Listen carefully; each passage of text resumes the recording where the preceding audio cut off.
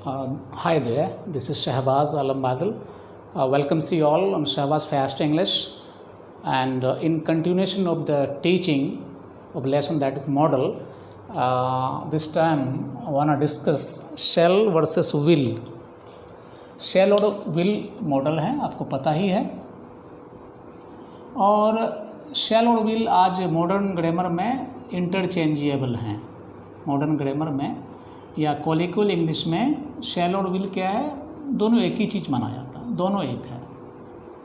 शैल के जगह में विल, विल के जगह में शैल इस्तेमाल हो जाता है, बट ट्रेडिशनली शैल का इस्तेमाल हम लोग फर्स्ट पर्सन के लिए करते हैं। ट्रेडिशनली जो ग्रामर में फॉलो करते हैं ग्रामर को, ओल्ड ग्रामर उसको, और विल सेकंड और थर्ड पर्सन का इस्तेमाल करते हैं। जैसे और ये जनरल कोई घटना हो, फ्यूचर का कोई इन्फॉर्मेशन देना हो तो फर्स्ट पर्सन के साथ शैल और थर्ड पर्सन के साथ सेकंड और थर्ड पर्सन के साथ विल करते हैं। लेकिन आजकल विल का शैल लगभग लुप्त होता जा रहा है। शैल और विल के में विल का ही प्रेफरेंस है, बट जान लेना चाहिए कि फर्स्ट पर्सन के साथ शैल करते हैं और सेकंड पर्सन के साथ और थर्ड पर्सन के साथ विल का प्रयोग करते हैं। अगर एक जनरल कोई बात बोलनी हो लेकिन मामला रिवर्स हो जाता है, उलट जाता है, मतलब शैल का इस्तेमाल सेकंड पर्सन थर्ड पर्सन के साथ और विल का इस्तेमाल फर्स्ट पर्सन के साथ जब हमें थ्रेट या प्रॉमिस आदि का बोध कराना होता है, किसी को अगर चुनौती देना है, किसी को प्रॉमिस करना है, तो शैल का इस्तेमाल सेकंड थर्ड पर्सन के साथ और विल का इस्तेमाल फर्स्ट पर्सन के साथ किया जाता है। जैसे अगर हम बोलेंगे generally I shall go to Patna on the morrow, मतलब कल हम पटना जाएंगे, एक इन्फॉर्मेशन है, मैर इन्फॉर्मेशन है। और वहीं पर बोलेंगे शी विल कम सून, वो जल्दी आने वाली है और आएगी। ठीक है, ये जनरल है, ये थर्ड पर्सन इसलिए विल लगा, फर्स्ट पर्सन से शैल लगा। लेकिन अगर हमको थ्रेट शो करना है तो क्या बोलेंगे, I will kill you, I will kill you, मैं तुम्हें जान मार दूंगा। क्या थ्रेट है, चेतावनी है, धमकी है, तो क्या बोलेंगे आई विल किल यू। और इसे आजकल बोलने चाल के इंग्लिश में बोलते हैं किल यू, किल यू। ये आई विल को बिल्कुल लॉक कर दिया जाता है, किल यू, मैं जान से मार दूंगा, धमकी है, आई विल किल यू। और विल को बस इसी तरह से इस्तेमाल आजकल होता है, विल नहीं लिखते, इसे लिखते हैं। तो शील गो होम बोलेंगे, वो घर जाएगी। लेकिन अगर धमकी देना है थर्ड पर्सन में, शी शैल मर्डर मी, वो मुझे मार डालेगी। सी के साथ शैल क्यों आया, क्योंकि धमकी है। अब बोलेंगे हम आई विल हेल्प हर, मैं उसकी मदद करूँगा, प्रॉमिस है, आई के साथ विल हो गया। You will get my, you shall get my help, तुम मेरी मदद पाओगे, मैं तुम्हें मदद करूँगा। ये प्रॉमिस है, इसलिए यू के साथ शैल लग गया।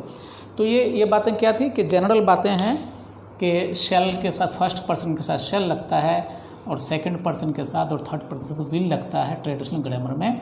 जब हमें उनको अगर दिखलाना पड़ता है किसी तरह का थ्रेट या प्रॉमिस, तो उसमें हम लोग रिवर्स कर देते हैं, फर्स्ट पर्सन के साथ विल, सेकंड पर्सन के साथ शैल और थर्ड पर्सन के साथ शैल। और हम नरेशन जब क्वेश्चन टैग बनाते हैं, क्वेश्चन टैग, तो विल यू का इस्तेमाल हम लोग करते हैं इम्परेटिव सेंटेंस में। जैसे गो, इसको बोलेंगे विल यू, या विल जरूरी है, शैल यू नहीं बोलेंगे। प्लीज़ कम, जब इम्परेटिव सेंटेंस का हम लोग टैग बनाते हैं तो विल यू दे देते हैं किसी भी सेंटेंस में, ठीक है। और विल का शॉर्ट फॉर्म, विल नॉट का शॉर्ट फॉर्म होता है वॉन्ट, वॉन्ट। और शैल नॉट का शॉर्ट फॉर्म शेंट होता है, लेकिन आजकल आधुनिक ग्रामर में शेंट का प्रयोग नहीं होता है, उसके साथ वॉन्ट का ही प्रयोग होता है, ठीक है। हालांकि नरेशन में आई शैल गो जैसे बोले तो उसका क्या हो जाएगा, क्वेश्चन टैग क्या होगा, शेंट आई, ठीक है। इसके जगह में वॉन्ट आई भी बोल सकते हैं। अगर हम शेंट बोल दिए तो गलत नहीं होगा, लेकिन आजकल आधुनिक ग्रामर बोलचाल की भाषा में राइटिंग में भी शेंट का इस्तेमाल नहीं होता है। और तीसरी बात मैं आपको यहाँ पर ले जाना चाहता हूँ कि मैंने आपको कहा था कि बी शैल और विल इंटरचेंजेबल है, मतलब एक दूसरे के जगह में इस्तेमाल कर सकते हैं। लेकिन ये अगर फ्रेजेस आए, ये एक्सप्रेशंस आए, तो हम लोग शैल का ही इस्तेमाल करेंगे, विल का इस्तेमाल नहीं करेंगे। आई के साथ विल का भी इस्तेमाल करते हैं हम लोग, लेकिन इनको एक्सप्रेशन में नहीं करेंगे। Be oblige to, be force to, be grateful to, be able to, unable to, be compelled to, better. I shall be at a loss. अगर आप कहते हैं कि I will be at a loss तो गलत हो जाएगा, ये विल क्या हो जाएगा, गलत हो जाएगा। I shall be at a loss बोलना पड़ेगा। I shall be obliged to you, I shall be obliged to you if you come. अगर तुम आओगे तो मैं आपका बहुत शुक्रगुजार होऊंगा। I shall be obliged to you कहने का मतलब कि ऑब्लाइज्ड भी रहेगा तो शैल लगाएंगे, एट अ लॉस रहेगा तो भी शैल लगाएंगे। Be enable to, I shall be enable, be able to, I shall be able to go there in an hour. मैं 1 घंटा बाद ही वहाँ जा पाऊँगा। बी एबल है, बी एबल टू है तो शैल लगाना पड़ा। I shall not be able, not be able to vote for the independent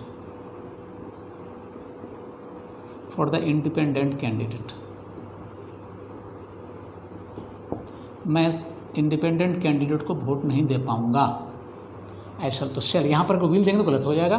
तो friends, you must keep in mind that will and shall are interchangeable in most of the cases, but when these phrases come to your sight, when you encounter these expressions, you must use shall.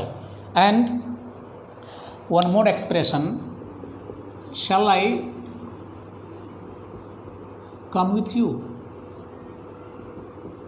इसका मतलब हुआ क्या मैं आपके साथ आऊँ। इस तरह का परमिशन शो करने के लिए shall का भी इस्तेमाल करते हैं।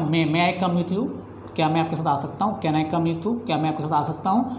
लेकिन उसके जगह में शैल का भी इस्तेमाल किया जा सकता है। शैल आई कम विथ यू, क्या मैं आपके साथ आऊँ, परमिशन के लिए भी शैल का इस्तेमाल होता है।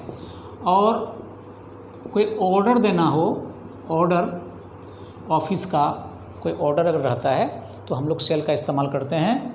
Like the school shall remain closed, shall remain closed, school shall remain closed